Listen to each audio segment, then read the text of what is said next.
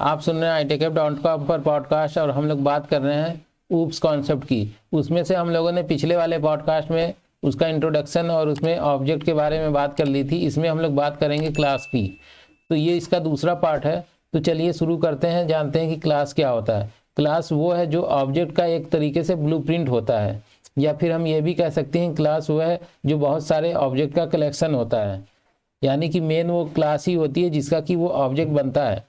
Class जो है वो एक लॉजिकल एंटिटी होती है, उसे हम देख या छू नहीं सकते। वो हमारे समझने के लिए दिमाग में बनाया गया एक लॉजिक होता है। इसको आप इस तरीके से समझ सकते हैं। अभी अगर आपको समझ में नहीं आ रहा है तो कोई बात नहीं, इसको आपको एक एग्जांपल से समझाते हैं। यहाँ पर एक हम पेड़ का एग्जांपल ले लेते हैं। यहाँ पर ट्री एक क्लास है।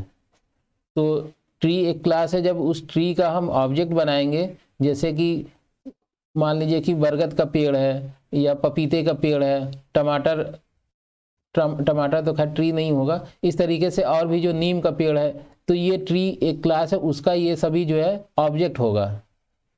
अब जहाँ कहीं भी हम ये पेड़ देखेंगे, अगर मान लीजिए कि कोई ऐसा पेड़ है जिसका हमें नाम ही नहीं पता, तो उसको हम लोग ट्री बोल देते हैं, वो देखो ट्री है। अगर उसका नाम पता है तो फिर हम उसको उस नाम से जो है ऑब्जेक्ट से उसको पुकारते हैं। यानी कि जैसे नीम का पेड़ है, आम का पेड़ है, तो उसको बोलेंगे वो देखो नीम का पेड़, आम का पेड़।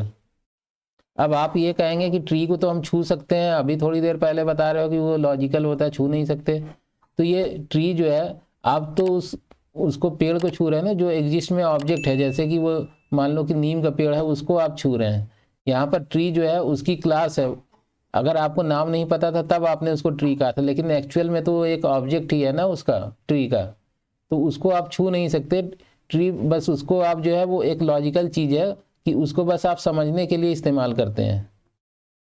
अब चलिए प्रोग्रामिंग के टर्म में बात करते हैं ऑब्जेक्ट की।